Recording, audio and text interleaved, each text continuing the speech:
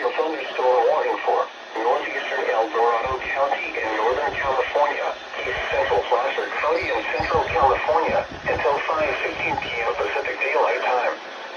At 4:20 p.m. Pacific Daylight Time, a severe thunderstorm was located over Twin Bridges, 47 miles northwest of Kirkwood, approaching S Highway 50 moving north at 20 miles per hour.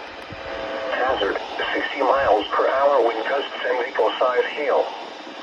Source, radar indicated. Impact, expect damage to roof, siding, and trees. Locations impacted include Twin Bridges, Pillars, and Sierra et al. For your protection, move to an interior room on the lowest floor of a building.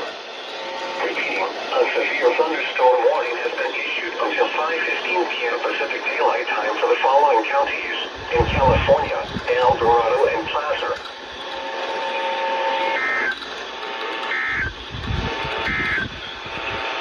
You are listening to NOAA Weather Radio, the voice of the National Weather Service, simulcast on radio station KC 57 at 162.55